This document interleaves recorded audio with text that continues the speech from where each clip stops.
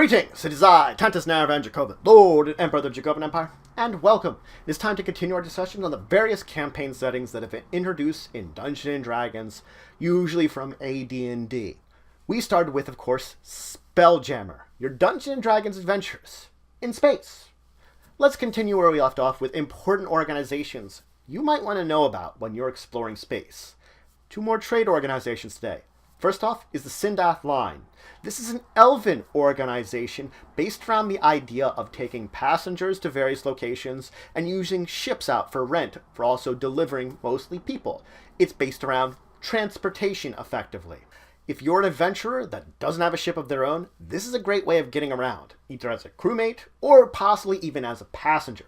Now their main headquarters is within Grey Space in the large cluster area of Greenlia. Now, their history dates back to the Unhuman War. Basically, when the Unhuman War was finished, after it was complete, the elves continued to patrol the various areas. They basically had their patrol lines throughout the known spheres. They wanted to maintain this order that they had come with, and they showed off their military strength as part of it. Tensions, though, rose with the other races, as the elves were basically being very arrogant about this. They had pretty much won the Unhuman War, and the Unhuman War, and were showing it off to everybody, flouting it. Their tensions were rising almost to the point that humans and dwarfs would unite and fight against the elves. This is where Sindiath comes in. Sindiath was an admiral within the Elven Imperial Armada who came to the Council of Admirals and gave a suggestion. He said, let me take a large portion of the ships that we have and make them commercial use. We have these patrol lines. Let us make these transportation lines, delivery lines, where we can keep and move people around. In this way, why don't we change these from military lines to commercial lines, and people won't have the same complaints? Granted, it took some time, but the council agreed to this, and the Sindiath Line was founded. It is important to note that Sindiath did say that to the council, that perhaps this is a good way of doing espionage for the Imperial Fleet. These ships, which are intrinsically going to be linked to the Imperial Fleet, they are basically retired ships to the fleet. Well, mostly retired ships to the fleet, that they could find out information and send it back to the council. This is a great way to get some information, espionage, without having to show the main troops in, basically scaring off any kind of information they might find. Now this means they have hundreds of elven man-o-wars and some hammerheads, and like 100 hammerheads under their disposal. Very few people know of how vast the amount of ships this company has. They have a huge number of them. It's also important to note that Sindiath is still alive, and he still is working towards growing new ships for the fleet that he basically is effectively the founder of. Now, the main ally of the Sindiath Line, of course, is the Elven Imperial Armada, for various reasons. First off, these ships, you have to understand, if push comes to shove, they are still technically part of the Imperial Armada. It has never happened on a major scale degree, but they can be drafted back into service. So if you're on board one or a crew member, you might have to worry about that. Again, only minor incidents has this ever occurred in, and a very short term. Most of the time, it's decent to be on one of these ships. These ships are actually known for their great amounts of luxury for passengers, and the price that's associated with it. So it's expensive to travel on one of these, but it's probably the best way to travel throughout space. Now, continuing on with what I was talking about, there is an advantage that Sindiath Line has. If pirates should ever mess with them, those pirates will more often than not find small groupings of man-o-wars hunting them down, specifically hunting down pirates. So, pirates beware not to mess with a member of the Sindiath Line. Now, to basically become a captain of it, you had to have been a captain within the Imperial Elven Armada.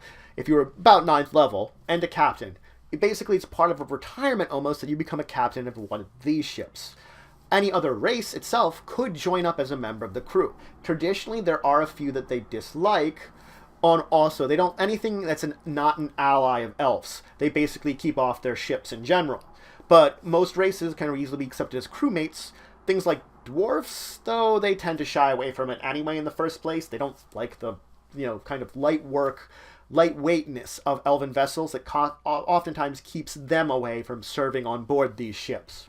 A major advantage is your ability to travel anywhere amongst this basically network of lines of passage between the known spheres. It's very easy to find different locations you could easily visit by either working your way across on various ships or gaining passage. A big advantage actually might come from elves too. An elf might have an advantage on one of these ships. The thing is, a lot of these old admirals that have retired and were working on board these Sindiath ships, they're reaching an age where they actually want to retire in general from traveling in space. Now, a good number of them, and a growing number of them, are seen to look to their own crews, to look with elves that have distinguished themselves within their crews and promoting them to captain of the ship they're retiring from, rather than looking to the Imperial Armada for a retiring captain. So effectively, if you are an elf on one of these ships, there's a possibility that you could get promoted to captain without having had served in the Imperial Armada. Now, there are some requirements that you have. If you're a captain in one of these ships, you are required to share information that you discover with the Council of Admirals as you had basically traveled down the various lines. So if you see something that's important, you have to share it. And the other thing is, of course, drafting. If they draft you into some kind of military conflict or either some kind of war or some kind of temporary thing in case of emergencies, you have to be ready to do this. Now, if whatever mission's going on is short term, traditionally you're going to keep the same crew. You're not going to worry about that. But if it's a long-term mission, they will take you to docks, where they will unload any crew or passengers, the nearest friendly docking area, get them all off, put a crew on appropriate to an elven ship, and set out for that long-term mission. Again, there has been very little example of ships being drafted back in. It can happen, but usually it's very little example. Let's move on to the other organization, the last trade organization I want to talk about today, the Chainers. They are slavers through and through. They are feared and hated throughout the known spheres, but somehow always find themselves at least having some kind of presence in every town. They have no central headquarters, but usually have some kind of smaller headquarters in every one of the known spheres in some kind of hidden off area.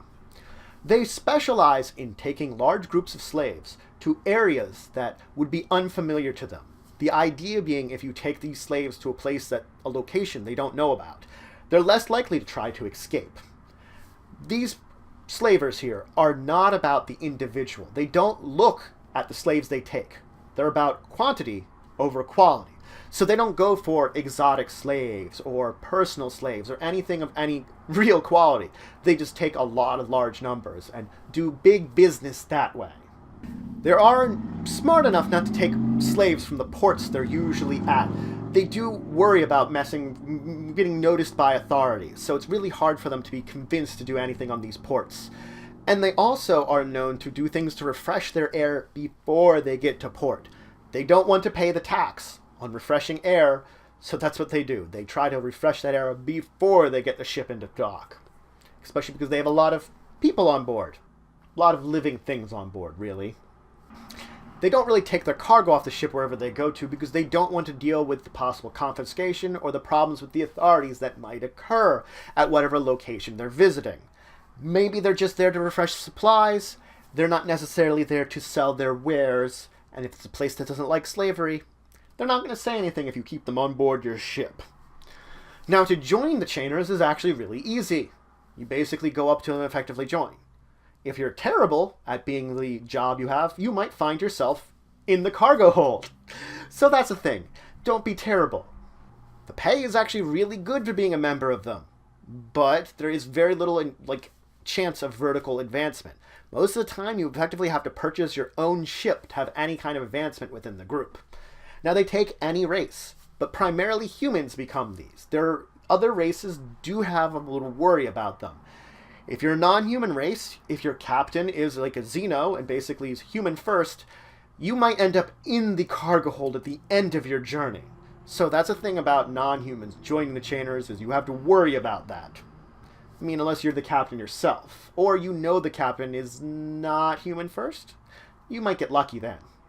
The big advantage you have is if you're trying to sell a slave, they know the brokers to go to sell any large amounts of slaves. They also have connections with groundling evil kingdoms. So you can use these connections, of course, to sell slaves, or if you have something else, some kind of connection that you could use a evil kingdom to be connected to, hey, there you go, you're connected. They want 30% of your profit as a requirement for being a member. So whatever profit you have on these slaves, 30% of it. If you should resist this, other ships might come to enforce this. Be careful not to anger the organization as a whole. So that's it for today. I introduced you to 2 more organizations out in space. The other 2 trading organizations. The Sindiath Line, which is basically a elven transportation and ship-based transportation line, using the old patrol lines of many of the Elven Fleet from back during the Unhuman War. Not to say you couldn't see ships still patrolling that, but not nearly as much, as they've sort of tapered back their military. Basically, this creation was a way that they could keep up some of their military strength without pissing off people that they had so much military strength. An interesting little change of things. And then I talked about the chainers, slavers. Slavers who look to enslaving large amounts of people rather than just looking for certain people. They've been known to kidnap entire villages of groundlings, take them out into space. They'll do what they can to get the numbers of slaves rather than the quality of slaves.